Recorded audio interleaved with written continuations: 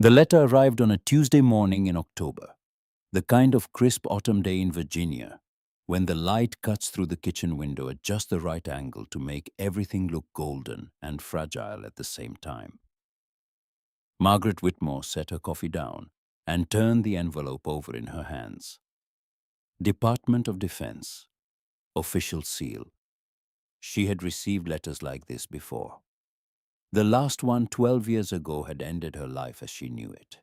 She opened it carefully, the way a woman opens something when she has learned that paper can carry destruction. The letter was an invitation. Formal language, polite and precise. The United States Army was decommissioning M2 heavy barrel machine gun serial number 324. After 94 years of continuous service, the weapon would be retired in a ceremony at Aberdeen Proving Ground, Maryland. As the direct descendant of the weapon's original designer, Mrs. Margaret Whitmore Drake was cordially invited to attend. She read it twice. Then she set it down next to her coffee and looked at the two photographs on the bookshelf across the room. The first showed a lean man with a thick mustache, standing in a workshop, sleeves rolled to his elbows, hands black with machine oil. Elias Whitmore, her grandfather. The year stamped on the back said 1918. The second photograph showed a younger man in desert camouflage, grinning into the camera, with the easy confidence of someone who believed he was coming home. Staff Sergeant Aaron Drake, her husband. The photograph was taken 11 days before he died. Between those two pictures sat nearly 100 years of history. And somewhere in that history, a single machine gun had traveled from her grandfather's workbench to the vehicle where her husband bled out on a street in Baghdad. Maggie picked up the letter again. She had spent 12 years refusing every invitation the army had sent her, every ceremony, every memorial, every anniversary. She had accepted the Medal of Honor on Aaron's behalf because she owed him that much, and then she had walked away from all of it. But this was different. This was not about Aaron. This was about the gun itself, the one her grandfather had built with his own hands, the one that had outlived every single person who ever stood behind it. She reached for the phone and dialed a number she had not called in over a year. The voice on the other end was graveled and slow, the voice of a man whose lungs had been carrying 87 years of breathing and a fair amount of cigarette smoke on top of that. Colonel Tobias Brennan answered the way he always did. "If you're selling something I'm not buying." "Toby, it's Maggie." A pause, then softer. "Well, that's a voice I haven't heard in a while." She told him about the letter, about serial number 324, about the ceremony. The silence on the other end lasted long enough that she thought the call might have dropped. Then Brennan said something she did not expect. "I know that gun, Maggie. I fired that gun. Korea, winter of 51. Coldest night of my life and the longest. That serial number has been in my head for 64 years. Maggie closed her eyes. "I think you should go," Brennan said, "and I think I should go with you. There are things about that weapon you need to hear, things your family never told you." She almost said no. 12 years of saying no had become a kind of muscle memory. But something in the old colonel's voice, something that sounded less like a suggestion and more like a confession waiting to happen, made her pause. "I'll pick you up Thursday," she said. She hung up and looked at the photographs again. Her grandfather on the left, her husband on the right, and between them, the invisible shape of a machine that had connected their lives across a century in ways she was only beginning to understand. To tell this story properly, you have to go back to a muddy field in France in the summer of 1917 when a frustrated American general watched his soldiers fire everything they had at a German ground attack aircraft and saw the bullets bounce off like rain hitting a tin roof. General James Harlan stood at the edge of an airfield near the Marne field, glasses pressed to his eyes, watching a German Halberstadt strafe his supply column for the third time that week. His men were firing their Springfield rifles. They were firing their Lewis guns. They were hitting the aircraft. He could see the rounds sparking off the engine cowling, and the aircraft kept flying, kept banking, kept coming back to kill more of his soldiers. The problem was simple and devastating. The standard 30 caliber round the bullet that every American machine gun and rifle fired did not have enough power to penetrate the steel plate that the Germans had started bolting onto their ground attack planes. It was like throwing stones at a locomotive. You could hit it all day long and accomplish nothing, except letting the engineer know exactly where you were standing. Harlan lowered his field glasses and dictated a request that would change the next century of warfare. He wanted a new weapon, caliber of at least half an inch, muzzle velocity exceeding 2,700 feet per second. Something that would make an armored aircraft think twice about coming back for another pass. The request traveled through channels and eventually landed on the desk of a man who was already at 42 years old the most accomplished firearms designer in American history. Elias Whitmore had spent his entire adult life building weapons the way a watchmaker builds timepieces with obsessive precision and an almost spiritual relationship with metal. His 30 caliber machine gun was already considered a masterwork of engineering. Water-cooled, belt-fed, reliable in conditions that jammed and ruined lesser designs. Now the army was asking him to do something much harder. They wanted him to take that design and scale it up to fire a bullet twice the size at velocities that no existing weapon could achieve with enough energy to punch through armor plate at combat distances. He started with what he knew. The basic operating mechanism of his 30 caliber gun, the short recoil system that had proven itself thousands of times over, could theoretically be enlarged. The question was the ammunition. You could build the biggest gun in the world, but without the right cartridge, it was just an expensive piece of sculpture. The answer came from an unexpected source. American intelligence had captured samples of German anti-tank rifle ammunition, massive rounds designed to pierce the armor of British and French tanks.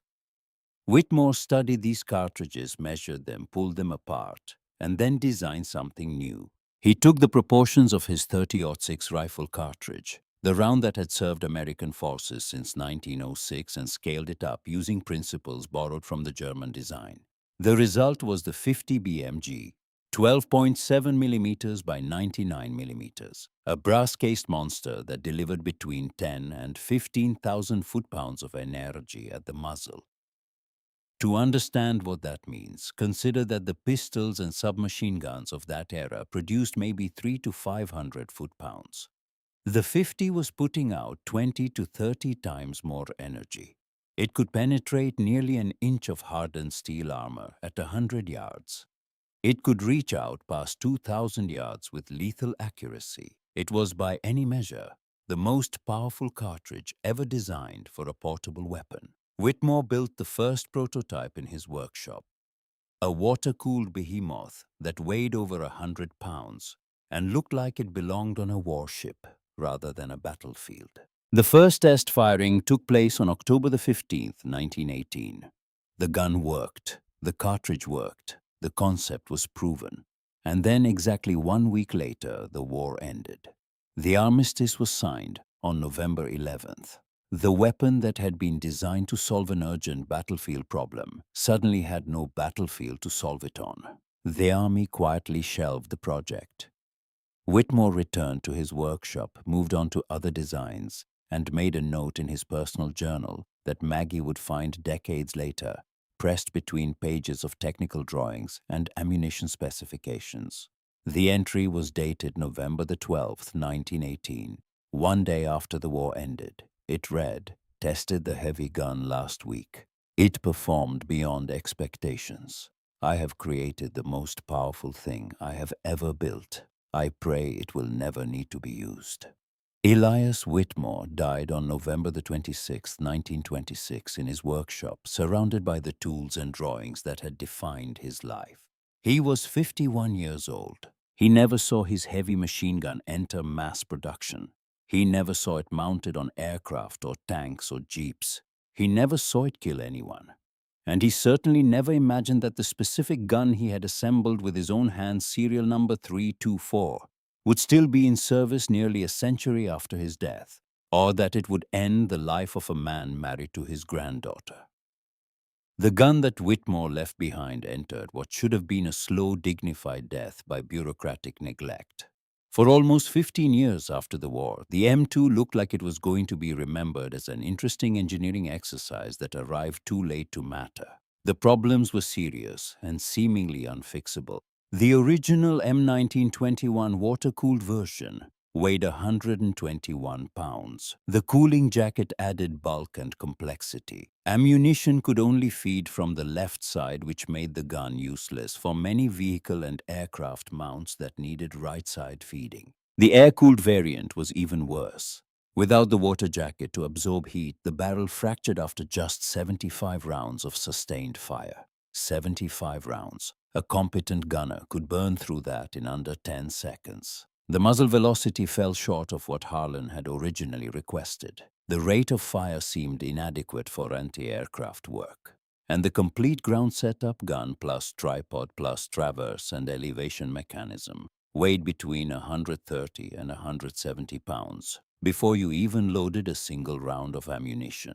No infantry squad could carry it.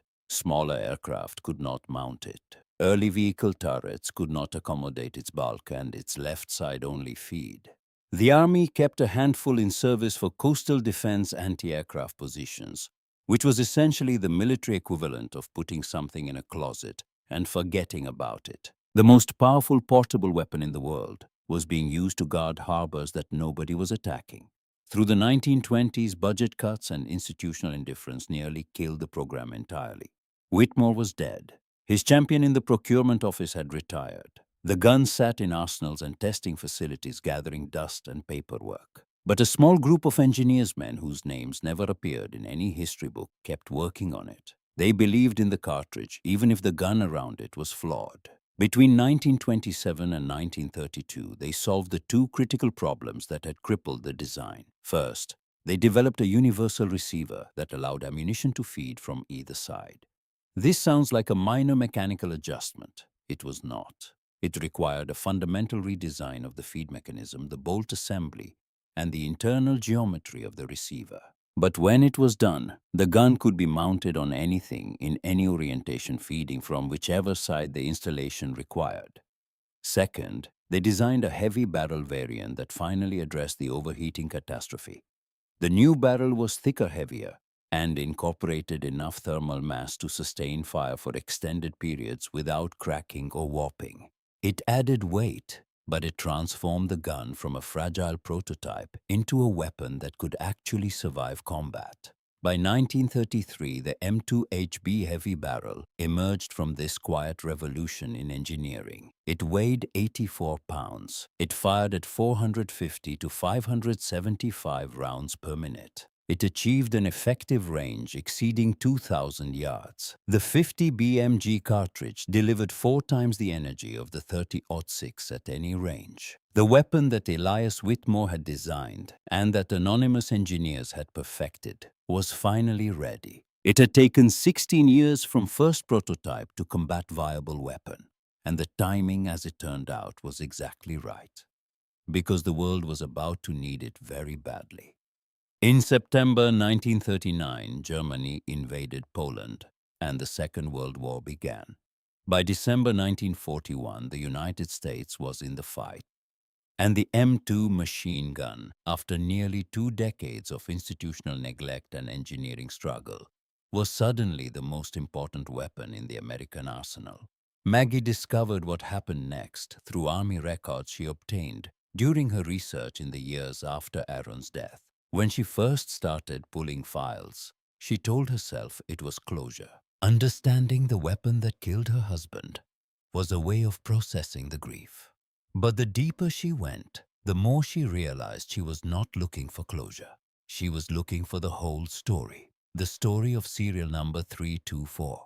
The record showed that the gun, her grandfather's gun, was shipped from the Springfield Armory to an airfield in East Anglia, England, in March 1943. It was installed in the left waist position of a B-17 Flying Fortress bomber assigned to the 381st Bombardment Group, 8th Air Force.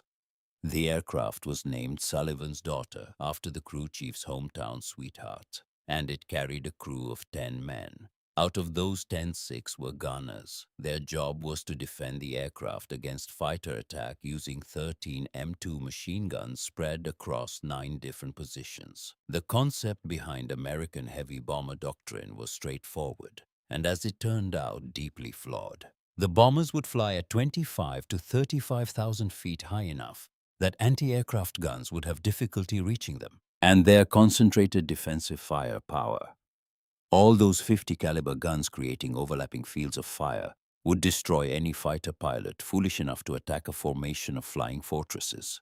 The reality was very different. Enemy fighters could reach those altitudes. They came in relentless waves, and they had learned exactly how to attack. On the other side of those attacks was a man named Kapitän Werner Falke, a 26-year-old Luftwaffe pilot with 30 confirmed kills, who had spent the better part of 1943 learning how to destroy American heavy bombers without being destroyed himself. Falke led a staffel of Focke-Wulf 190s based in northern France, and his tactical doctrine was built on a single observation that every German fighter pilot had learned the hard way. The B-17 was not a helpless target. It was a flying fortress, in the most literal sense, bristling with 50 caliber machine guns that could tear an attacking fighter apart in a 2-second burst. The key to surviving an attack on a bomber formation was speed angle, and one ruthless tactical principle: kill the gunners first. Falk's preferred method was the 12 o'clock high approach, diving from above and ahead of the bomber formation at maximum speed, which gave him roughly 2 to 3 seconds in the firing envelope before he flashed past and was gone. In those 2 to 3 seconds, the combined firepower of every forward-facing gun on every bomber in the formation was trying to kill him. He later described the experience in terms that even decades of distance could not soften. It was like flying into a wall built entirely of light and noise and metal. You aimed for the cockpit or the engines, and you pressed the trigger, and you held your course, and you either came out the other side or you did not. There was no maneuvering. There was no evasion. You committed to the pass, and physics decided the outcome. But Falk and his fellow pilots had learned something else. If you could take out the waist gunners, those men standing at the open windows on either side of the fuselage, you removed a significant portion of the bomber's defensive firepower. A bomber with dead or wounded waist gunners was a bomber with blind spots, and a bomber with blind spots was a bomber you could kill on the next pass. This is where Maggie's research intersected with a name she had never heard before. A 20-year-old kid from South Boston named Aldrich Gallagher, who stood 5 feet 4 inches tall and weighed 130 pounds, which made him exactly the right size for the worst job on the aircraft. The Sperry Ball turret hung from the belly of the B-17 like a glass blister.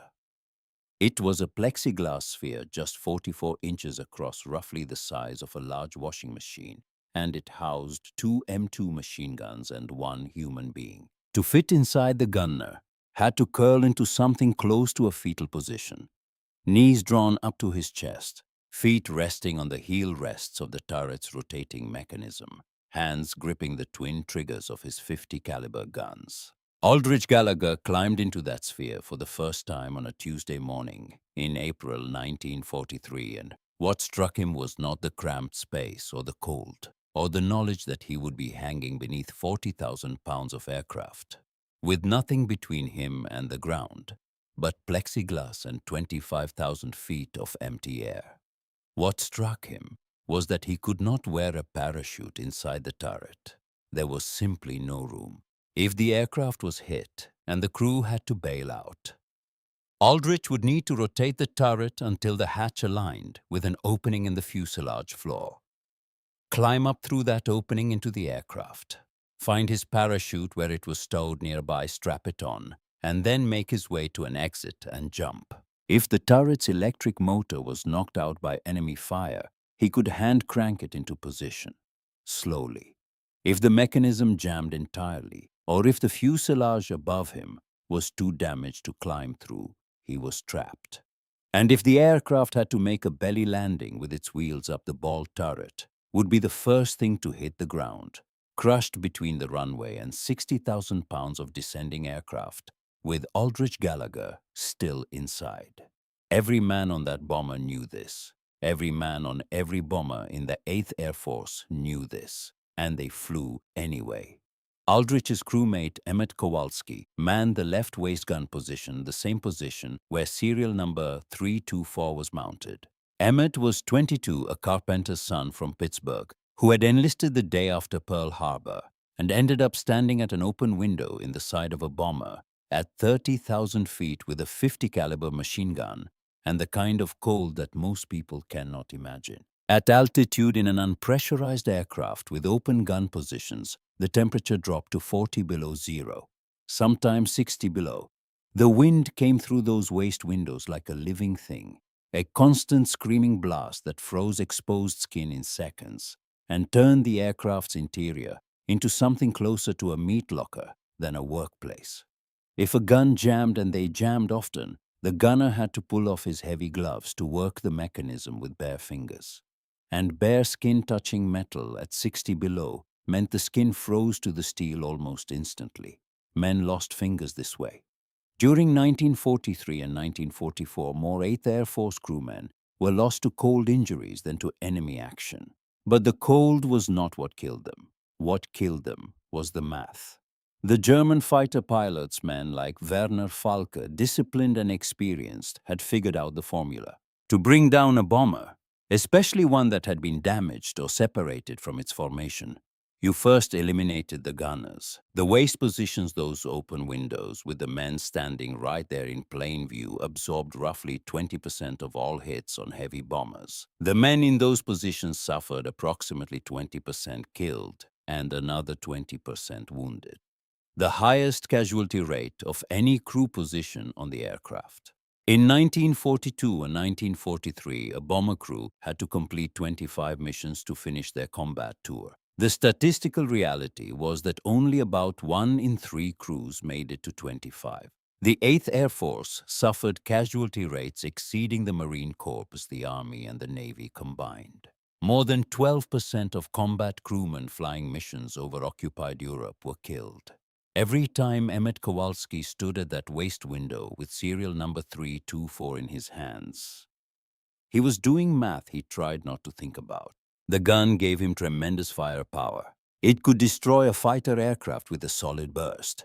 But that same firepower, that same visible muzzle flash and tracer stream told every German pilot in the sky exactly where he was standing.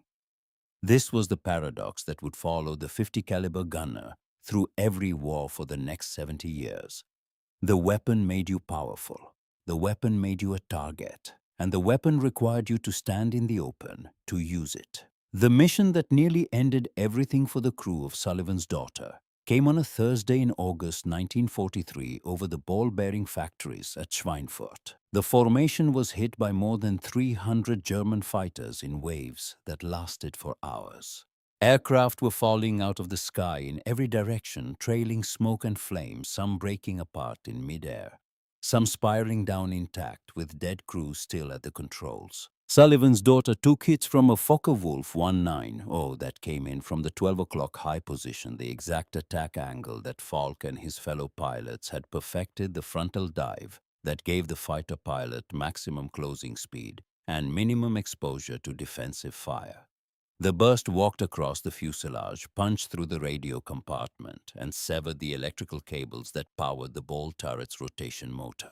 Aldrich Gallagher felt the turret shudder and then go still. He pressed the rotation controls. Nothing happened. He pressed them again. The turret was frozen in position, his hatch facing away from the fuselage, opening the mechanism locked solid by damaged wiring and possibly warped framing. He was 20 years old, and he was trapped in a glass ball hanging beneath a crippled bomber at 27,000 feet above Germany, and he could not get out. The intercom was still working. Aldrich reported his situation to the pilot, Captain Richard Calloway, who was 22 years old and already on his 19th mission, which made him one of the most experienced pilots in the group by the simple fact that he was still alive. Calloway assessed the damage. Two engines were running rough. The hydraulic system was losing pressure, which meant the landing gear might not extend. If the gear would not come down, they would have to belly land the aircraft. And if they belly landed, the ball turret would be crushed against the runway with Aldrich inside. The manual hand crank for the turret was accessible from inside the fuselage, but it required someone to physically turn a mechanism that was designed as an emergency backup, not a primary system. It was slow, it was exhausting, and with the airframe potentially warped from combat damage, there was no guarantee it would work at all. Calloway made the decision that every aircraft commander dreaded. He ordered the crew to start cranking. Emmett Kowalski left his position at the waist gun, left serial number 324 sitting idle in its mount, and joined two other crewmen at the hand crank.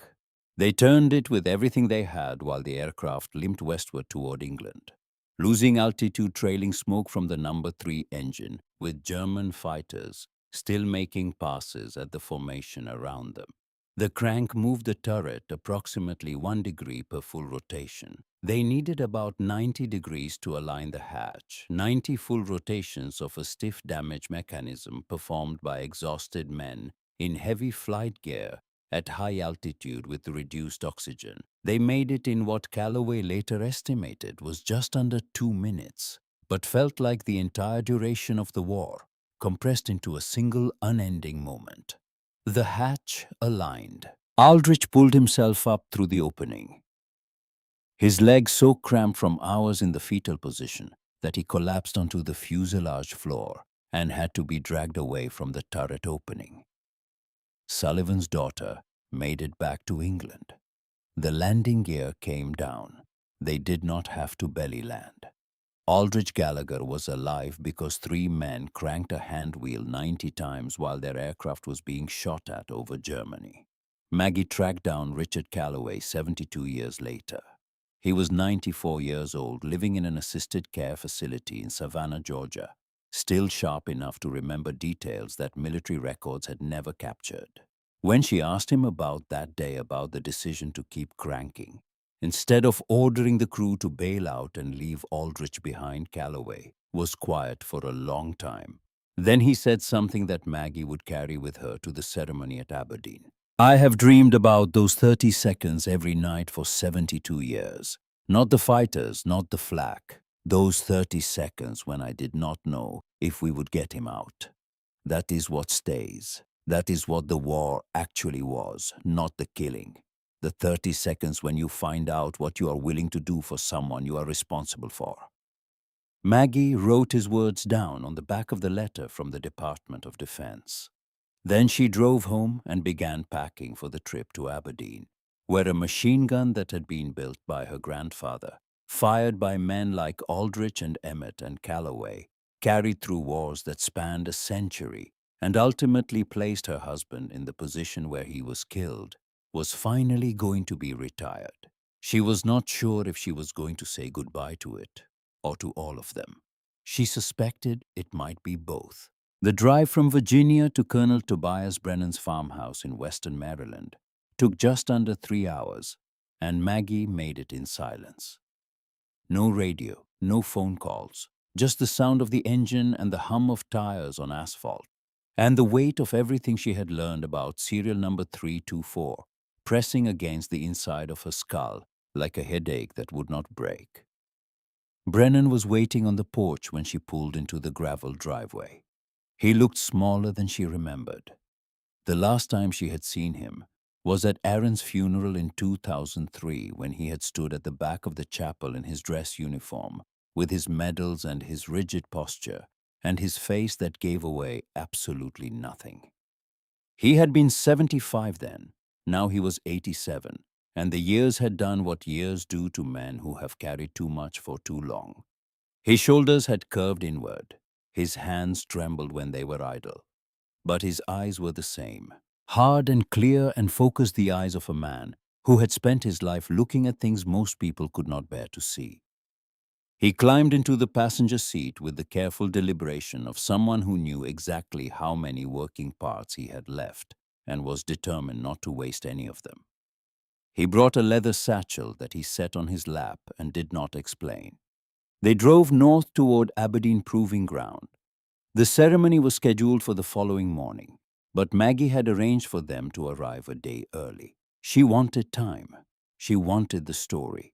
And she suspected that Brennan wanted to tell it, that he had been waiting a very long time for someone to ask the right questions.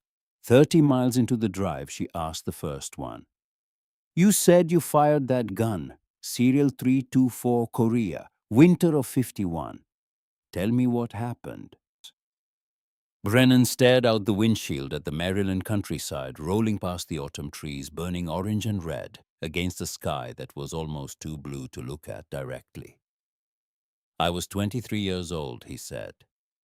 "Sergeant, M45 quadruple mount, 4 M2 machine guns on an electrically powered turret. The whole thing sat on the back of a half-track. We could swing it 360 degrees and put out about 2,000 rounds per minute combined, roughly 40 rounds every single second." He paused. The Quad 50 was designed for anti-aircraft defense, shooting down low-flying aircraft. That was its official purpose, its official reason for existing. But by the time I got to Korea, we were not shooting at aircraft. He turned and looked at Maggie. "We were shooting at people." The Korean War brought the M2 into a kind of combat that no one who designed it had ever imagined. When Chinese forces entered the war in late 1950, they brought a tactical doctrine that was as simple as it was terrifying. They attacked in massive formations, thousands of infantry moving forward in waves, often at night, often in weather so cold that weapons froze and vehicles would not start. The objective was to overwhelm defensive positions through sheer numbers, accepting catastrophic casualties, to close the distance and overrun the enemy. American positions were spread thin across the frozen Korean mountains. Supply lines were stretched. Units were undermanned and exhausted. And when the waves came, the Quad 50 was often the difference between a position that held and a position that was overrun. Brennan's unit was dug in along a ridgeline near the Chosin Reservoir in December 1950, when the first major Chinese assault hit their sector. The temperature was 30 below zero. The ground was frozen so hard that entrenching tools bounced off it like they were hitting concrete. Everything metal burned, exposed skin on contact. The attack began at 2 in the morning. "You heard them before you saw them," Brennan said quietly. "Bugles, whistles, then drums, and then this sound that I have never been able to describe properly. Thousands of feet on frozen ground. It sounds like the earth itself is moving toward you." The Quad 50's electric turret hummed to life, and Brennan swung the 4 barrels toward the sound. The first flares went up, and the mountainside below their position turned white with light, and what he saw in that light would stay with him for the rest of his life. Men everywhere, coming up the slope in ranks that seemed to extend back into the darkness without end. Some carried rifles, many did not. Some carried only grenades or bayonets. They moved forward at a steady pace, not running, not crawling, just walking into the teeth of everything the American line could throw at them. Brennan pressed the butterfly trigger, and the 4 M2s opened up simultaneously. 2,000 rounds per minute, 40 rounds per second. The sound was not like gunfire. It was like the air itself being torn apart. The tracer streams reached out across the mountainside in 4 parallel lines of light, and where they touched the advancing ranks, men simply ceased to exist. But they kept coming. "That is the part no one understands unless they were there," Brennan said. "You are killing them by the dozens and they do not stop. They do not take cover. They do not retreat. They just keep walking forward into it. And after a while, you stop thinking of them as individual people. You have to. Because if you think about the fact that each one of those shapes in the darkness is a kid who was probably a farmer 6 months ago, you will not be able to pull the trigger. And if you do not pull the trigger, everyone on your side of the ridge dies." The firing went on for hours, wave after wave. Between assaults, Brennan and his crew poured water over the barrels to cool them. The water steamed and hissed against metal that was hot enough to glow a dull red in the darkness. The barrels were beginning to warp from the sustained heat, sagging slightly under their own weight, losing accuracy with each passing hour. But stopping was not an option, because there was always another wave. A single M2 firing at 500 rounds per minute was not fast enough when thousands of soldiers were charging your position simultaneously. That was why the quad mount existed. 4 guns firing together created a density of fire that could hold a line where a single weapon would have been overwhelmed. Serial number 324 was mounted in the upper left position of Brennan's quad, and by dawn it had fired so many rounds that the barrel had to be replaced entirely. The position held. Brennan's unit survived. The cost on the other side of that equation was something he never tried to count. Maggie listened without interrupting. The car moved through small Maryland towns where people were raking leaves and walking dogs and living in a world that had no connection whatsoever to what Brennan was describing. The distance between a quiet Tuesday in autumn and a frozen ridgeline in Korea was not measured in miles or years. It was measured in something that language was not properly equipped to calculate. After Korea, Brennan said, "I did not speak about any of this for 40 years, not to my wife, not to my son, not to anyone." What changed? My son found my field journal after his mother passed. He was cleaning out the house and he found it in a box in the attic. What did it say? Brennan was quiet for a long time. The car crossed a bridge over a narrow creek, and the afternoon light scattered on the water below. "One sentence," he said finally. "I wrote it the morning after the first assault, and then I wrote it again after the second, and the third. The same sentence every time." What was the sentence? They kept coming. He opened the leather satchel on his lap and removed a small notebook, battered and water-stained, the pages yellowed and brittle with age. He held it, but did not open it. "Your grandfather's gun saved my life, Maggie. I want you to know that.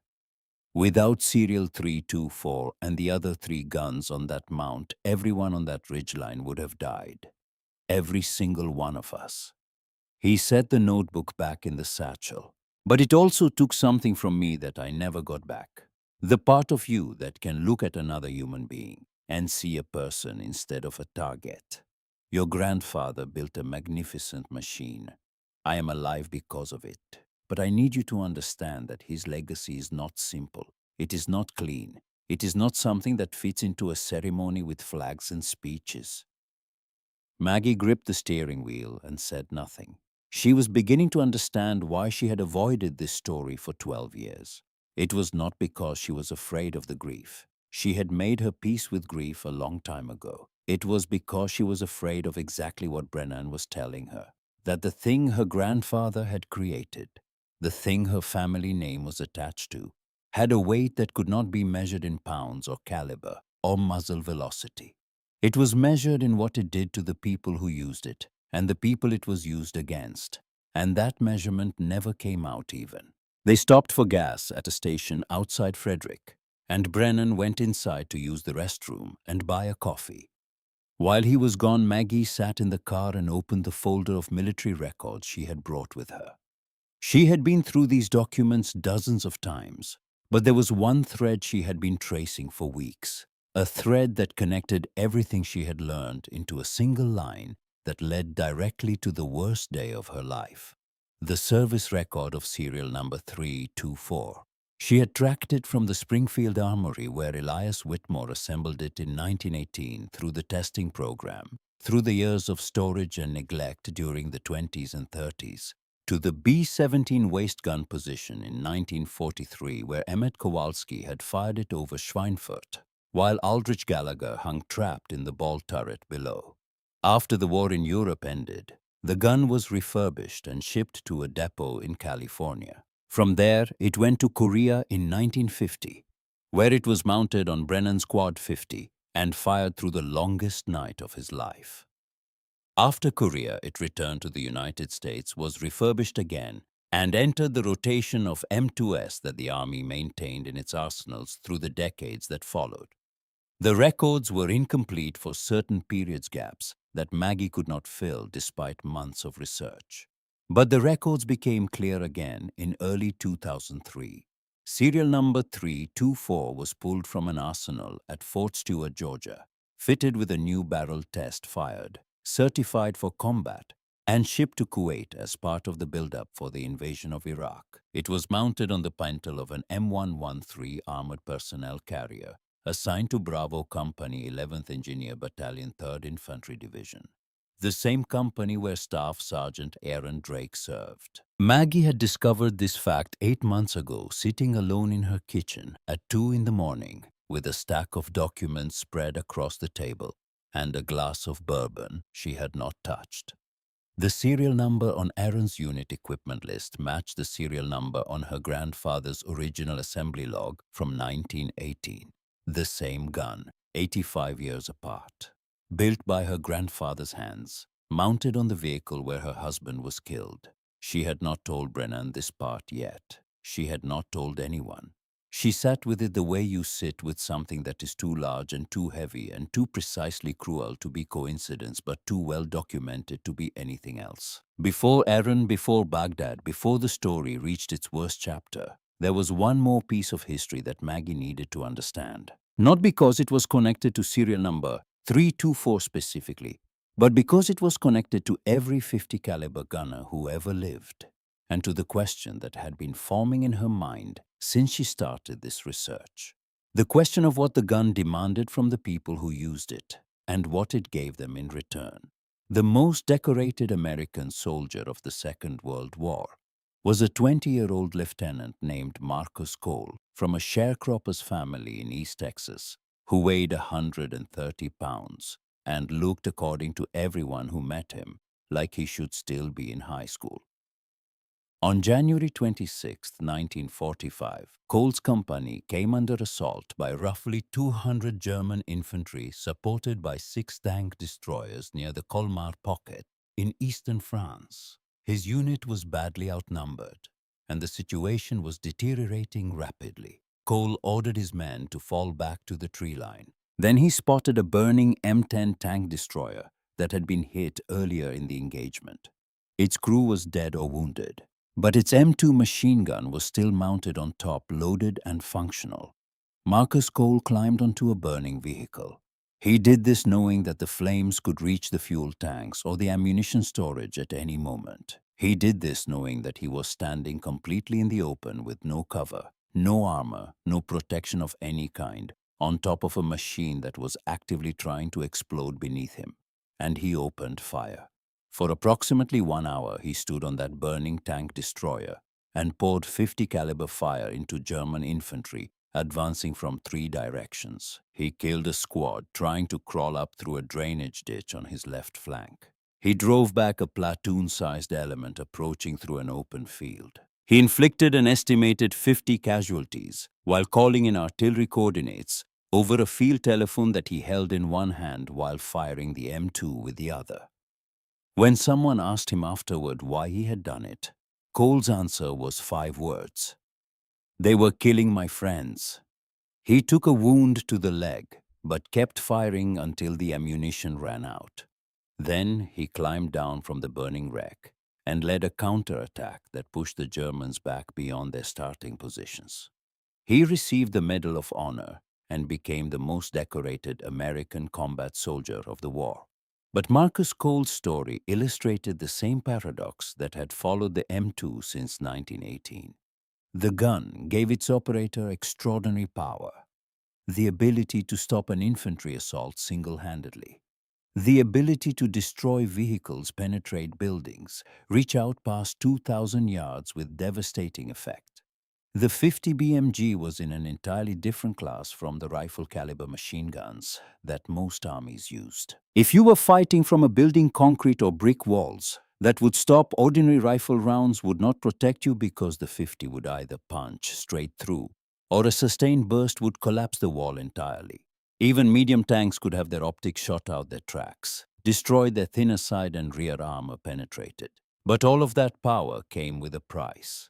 To use the gun, you had to stand behind it. To stand behind it, you had to be visible. And if you were visible on a battlefield where the 50 caliber position was the single most dangerous weapon the enemy faced, you became the single highest priority target on that battlefield. German soldiers learned to take out 50 caliber positions with snipers, artillery, or tanks instead of direct infantry assault. They adapted their tactics specifically to kill the gunner first, because the gunner was the one thing that could stop a ground attack cold. This was not a flaw in German doctrine. It was common sense. And it meant that the man behind the M2 was always in every engagement, in every war, the person most likely to die. Marcus Cole survived because of luck and courage and a burning tank destroyer that the Germans did not expect anyone to climb onto. But the equation he faced tremendous firepower, purchased at the cost of total exposure, was the same equation that had killed waist gunners at 30,000 feet over Germany, and the same equation that would kill men in Korea and in every conflict that followed, including the conflict that took Aaron Drake. Brennan came back with 2 coffees and handed her one without a word. They pulled back onto the highway. Maggie merged onto the interstate toward Aberdeen, and the sun began to drop behind the mountains to the west, turning the sky the color of a bruise. "Toby," she said, "there is something I need to tell you about Serial 324, something I found in the records." Brennan looked at her and waited. The gun that was on Aaron's vehicle. The gun he was firing when he was killed. I pulled the equipment manifest from his unit. I cross-referenced it with the Army's serial number tracking database. She paused. The highway stretched ahead of them, straight and empty. It was the same gun, serial number 324, my grandfather's gun. The same one Emmett Kowalski fired over Schweinfurt. The same one you fired in Korea. It went from your quad mount to a depot to a warehouse to Fort Stewart to Kuwait to Baghdad.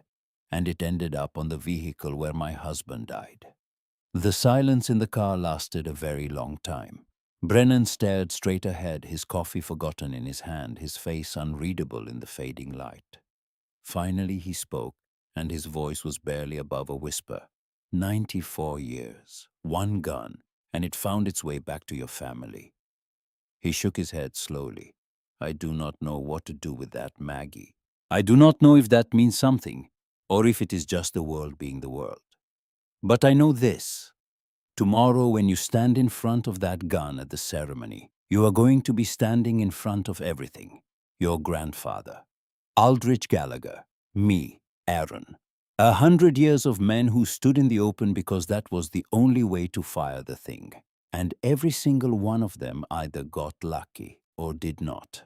Maggie drove on in silence. The lights of Aberdeen appeared on the horizon, faint and distant like stars that had fallen too close to the ground. The motel outside Aberdeen Proving Ground was the kind of place that existed for one purpose only: to give people a bed within driving distance of a military installation. Thin walls, industrial carpet, a parking lot full of pickup trucks and sedans with government plates. Maggie checked them into adjacent rooms and told Brennan to get some rest. The ceremony was at 10 in the morning. She did not sleep. She sat on the edge of the bed with her folder of documents and the letter from the Department of Defense and the weight of everything Brennan had told her during the drive. She opened the folder to the section she had read more times than any other. The section about Aaron. Staff Sergeant Aaron Drake had deployed to Iraq in March 2003 with Bravo Company 11th Engineer Battalion, 3rd Infantry Division. He was 38 years old, which made him one of the older enlisted men in his unit, old enough that the younger soldiers called him Pop and came to him with problems they would not bring to their officers. He had served 17 years in the Army.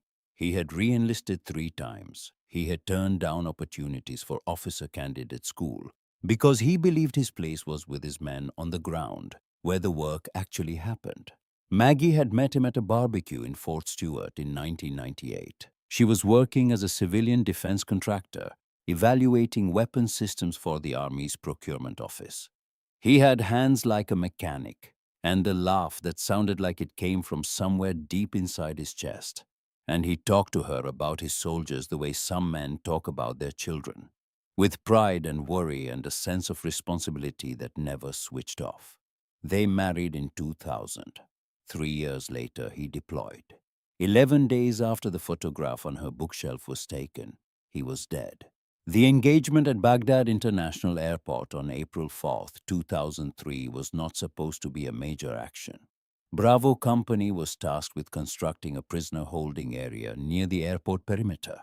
It was engineering work, not combat, but the perimeter was not secure, and what started as sporadic small arms fire from an adjacent compound quickly escalated into a coordinated assault by a large Iraqi force. Aaron was supervising construction when the crew of an M113 armored personnel carrier near his position was hit. The vehicle commander was wounded. The gunner was down. The M2 mounted on top of the vehicle serial number 324 was unmanned but still loaded and functional. What happened next was reconstructed from eyewitness accounts, after-action reports, and the statements of 16 soldiers who survived because of what Aaron Drake did in the following minutes. He climbed onto the M113. The vehicle offered some armor protection for anyone inside it, but the M2 was mounted on a pintle behind the commander's hatch, which meant that to fire it you had to stand up and expose yourself from the chest up. There were no gun shields, no armored turret, no protection of any kind between the gunner and whatever was shooting at him. Aaron stood up and opened fire. The Iraqi force was advancing from multiple directions toward an aid station, where more than 100 American soldiers had taken shelter, many of them wounded from the initial exchange. If the Iraqis reached the aid station, the result would be catastrophic. Aaron was the only thing between that force and those soldiers. He fired in controlled bursts, traversing the gun across the advancing line, shifting from one threat to the next with the kind of calm precision that only comes from 17 years of training and a complete acceptance of what was about to happen. He was not fighting to survive. Maggie understood this with a clarity that had taken her years to reach. Aaron was not trying to get through the engagement alive. He was trying to buy enough time for the men behind him to get organized, get the wounded evacuated, and mount a defense. He was purchasing time with the only currency he had available, which was himself. He held that position for approximately 10 minutes. In combat, 10 minutes is a geological age. 10 minutes is long enough for everything to happen several times over. He repelled the initial assault. He stopped a flanking attempt through a drainage ditch on the eastern side. He kept firing when rounds were striking the hull of the M113 around him, when debris from near misses was hitting his face and arms, when every instinct that a human body possesses was screaming at him to get down, get inside, get behind something solid. He was killed by a single round to the head. He was still standing behind the gun when he fell. His hands were still on the weapon. The soldiers at the aid station survived, all of them. The counterattack that followed pushed the Iraqi force back and secured the perimeter. The engagement was over within 30 minutes of Aaron's death. Before deploying, Aaron had written a letter to his parents. Maggie had found it in his personal effects when they were returned to her 6 weeks after the funeral, packed in a cardboard box with his uniforms and his watch and his wedding ring. The letter said many things.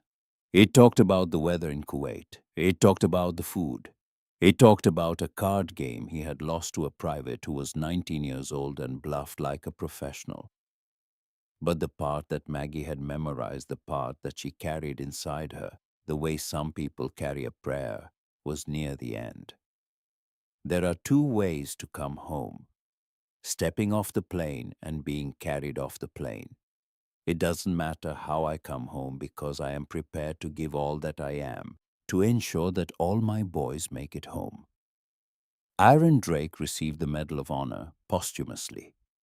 It was the first Medal of Honor awarded in the Iraq War. Maggie accepted it at a ceremony in the White House from the hands of the president. She shook the president's hand and she said thank you. And she walked out of the building, and she did not attend another military function for 12 years. Until now.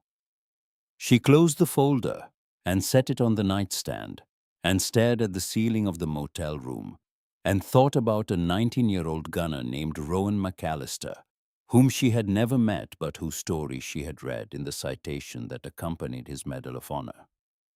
3 years after Aaron died in the same war, in the same city, in the same position, Rowan McAllister was 19 years old, and he was standing in the turret hatch of a Humvee in the Adamiyah district of Baghdad. On December 4, 2006, Adamiyah was one of the most dangerous neighborhoods in the city. A dense urban landscape of narrow streets and flat-roofed buildings, where insurgents had perfected a set of tactics designed specifically to kill the one person in every American convoy who could not hide: the gunner. Early Humvees had thin aluminum bodies that could not stop rifle rounds. The gunner standing up through the roof hatch had no gun shields, no armored cupola, no protection at all. Just a man and a 50 caliber machine gun and 360 degrees of urban terrain where the enemy could be on any rooftop, behind any window, inside any parked car. Insurgent tactics specifically targeted this one exposed figure. Grenades thrown from rooftops into the open turret hatch. Snipers picking off the one visible target. RPGs aimed at the turret ring. IEDs that turned the road beneath the vehicle into a column of fire and shrapnel that the thin armor could not stop, and the gunner standing above the roofline of the vehicle caught in full. Rowan McAllister had been in Iraq for 7 months. He had been in the turret for most of those months because someone had to be, and he was the kind of kid who did not argue about assignments. He was from a small town in Oregon. He had enlisted at 18 because he could not afford college, and because he believed in the straightforward way that 18-year-olds sometimes believe things, that serving his country was a worthwhile way to spend a few years of his life. On December 4th, an insurgent on a rooftop above the convoy threw a fragmentation grenade. It fell through the open turret hatch and landed on the floor of the Humvee between the seats within arm's reach of the 4 other soldiers inside. Rowan shouted the warning. One word. The standard procedure, the thing he had been trained to do in countless drills, was to shout the alert and then get himself out. Climb out of the turret. Drop to the street, roll away from the vehicle. Save yourself and trust that the warning gave everyone else time to do the same. The grenade was on a short fuse. There was no time for everyone to exit the vehicle. If it detonated inside the Humvee, the fragmentation would kill or maim all 4 men in the enclosed space below. Rowan McAllister did not climb out. He dropped down from the turret into the vehicle. He located the grenade on the floor, and he placed his body on top of it. The detonation killed him instantly. The blast that ended his life was absorbed almost entirely by his body. The 4 other soldiers in the vehicle sustained no injuries. Not a scratch, not a bruise, not a ringing ear. Rowan McAllister, 19 years old, had turned himself into the armor that his vehicle did not have, and that 100 years of military engineering had never provided.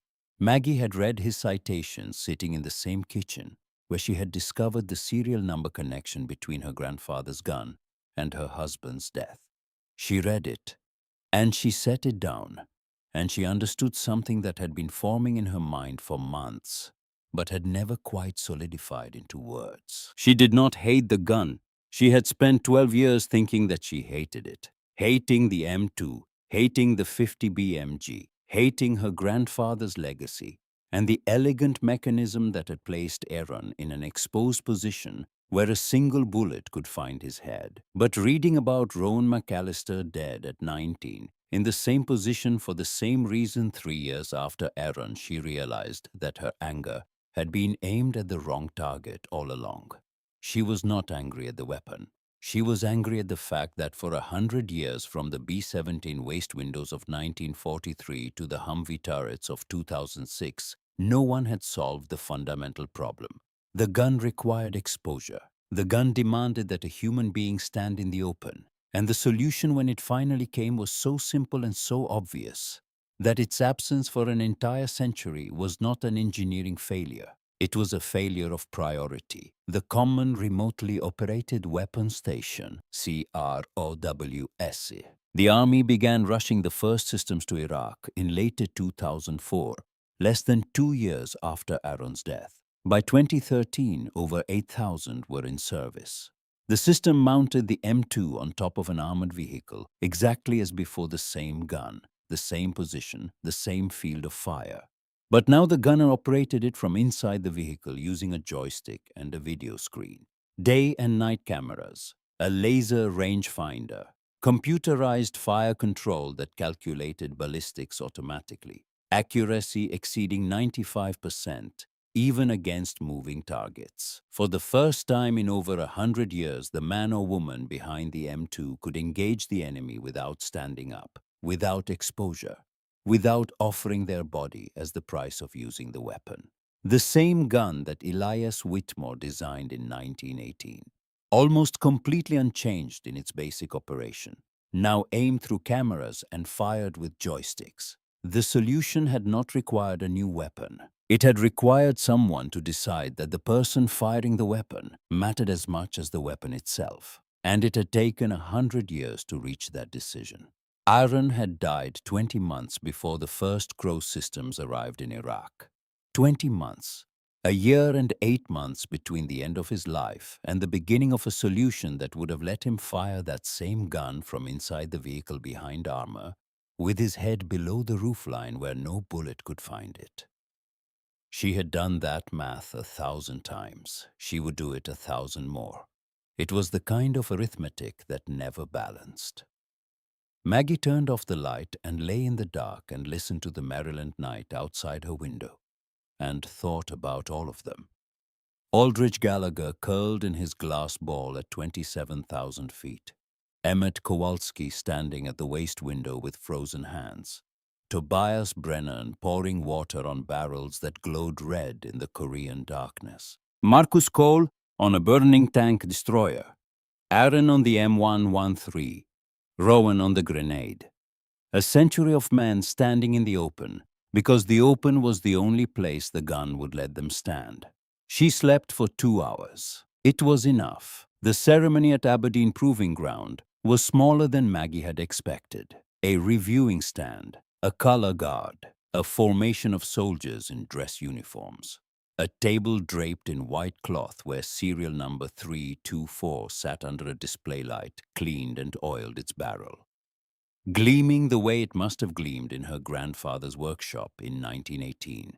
The most recent version of the gun, the M2A1, sat on an adjacent table. It had a quick-change barrel system and a manual safety improvements that had been added over the decades. But the fundamental mechanism, the short recoil operating system, the belt feed, the basic architecture of the receiver, was still Elias Whitmore's design, still the same weapon. After 94 years, the Army had updated it the way you might update a house, new paint and new fixtures. But the foundation and the framing were original. About 100 countries use the M2 today. There was no retirement plan for the design itself. Only this particular gun serial 324 was being decommissioned. The 324th M2 ever produced, finally taken out of service after a career that had spanned more wars and more continents and more human lives than any single weapon in American military history. Brennan stood beside Maggie in the small crowd. He was wearing his medals. She had not asked him to. He had put them on without comment, the way a man puts on a coat when he knows the weather requires it. A general gave a speech. Words about service and legacy and the enduring partnership between American soldiers and the tools they carry into battle. Maggie listened and heard the words and understood that they were true in the way that speeches at ceremonies are always true, which is to say they were accurate without being complete. The speech did not mention Aldrich Gallagher trapped in the ball turret. It did not mention Brennan's sentence repeated in a journal. It did not mention Aaron standing in the open because there was no other way to fire the gun that his wife's grandfather had built. These things did not fit into speeches. They fit into the silence that comes after speeches when the crowd disperses and the flags are folded and someone is left standing alone in front of an object that holds more memory than any monument. When the ceremony ended and the crowd began to thin, Maggie walked to the display table. A young sergeant in white gloves stood guard beside it. She asked if she could touch the weapon. He looked uncertain, then glanced at an officer nearby who nodded. She placed her right hand on the receiver of serial number 324. The metal was cold. It was always cold. Every gunner who had ever touched it from her grandfather in his workshop to Aaron on the M113 had felt that same cold and had wrapped their hands around it anyway. Brennan stood a step behind her. He did not touch the gun. He had touched it enough for one lifetime. Beyond the ceremony area at the edge of the proving ground, Maggie could see a row of armored vehicles fitted with CROWS turrets. The M2A1 sat on top of each one, the same silhouette, the same weapon. But the turret was sealed, unmanned. The gunner was inside the vehicle now, behind armor, behind screens, behind 100 years of lessons that had been paid for in full by people who were no longer alive to benefit from them. Maggie took her hand off the gun and turned to Brennan. "My grandfather built this to save lives," she said. "And it did save lives, yours, Aldrich's crew. The soldiers at the aid station. It saved thousands of lives across 100 years. But it took just as long for someone to figure out how to save the life of the person standing behind it." Brennan looked at her with those hard, clear 87-year-old eyes. "That is the thing about weapons, Maggie. The people who design them think about what they can do. The people who build the platforms think about where to put them. But nobody thinks about the man standing behind them until he is already gone." Maggie looked at serial number 3241 last time. 94 years. Her grandfather's hands. Emmett Kowalski's frozen fingers. Brennan's longest night. Aaron's last 10 minutes. A journey through every major American conflict of the 20th and 21st centuries, carried by men who were asked to stand in the open and given nothing but the gun itself for company. The gun had no memory. It could not recall Aldrich curled beneath it in the ball turret, or the sound of bugles on a Korean ridgeline, or the heat of a burning tank destroyer, or the dusty Baghdad street where Aaron fell. Metal does not remember. Metal does not grieve. Metal does not write letters home about the 2 ways a soldier can return. But the people who stood behind it remembered everything.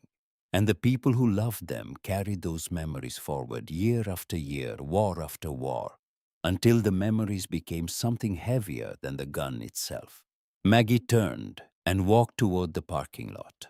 Brennan followed slowly, the way 87-year-old men follow when they have said everything they came to say. Behind them, the young sergeant in white gloves began the process of packing serial number 324 into a display case for transport to the National Infantry Museum, where it would sit behind glass for the rest of its existence, finally at rest, finally out of the cold. The gun that Elias Whitmore built was finished. But the weapon he designed, the mechanism, the cartridge, the fundamental idea, was still out there. Still mounted on vehicles in 100 countries. Still carried into places where the stakes were the same as they had always been. The difference now was that the person behind it could finally stay inside, could finally fight without offering their body as part of the cost.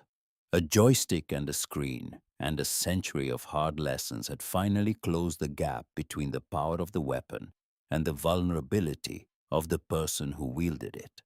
Maggie started the car. Brennan settled into the passenger seat and closed his eyes. The leather satchel with his journal sat on his lap, its contents holding a sentence that he had written 64 years ago and would carry for whatever years remained. She pulled out of the parking lot and turned south toward Virginia. The autumn light was the same golden, fragile quality it had been when the letter arrived. The road ahead was straight and clear. The gun was behind her now in every sense she could think of. But the weight of it, the weight of iron and memory, and 100 years of standing in the open, rode with her all the way home. It would ride with her always, not as grief, not anymore, but as the knowledge that some prices are paid so slowly across so many lives and so many years that by the time the bill comes due, no one remembers what was purchased, except the ones who were there. They remember everything.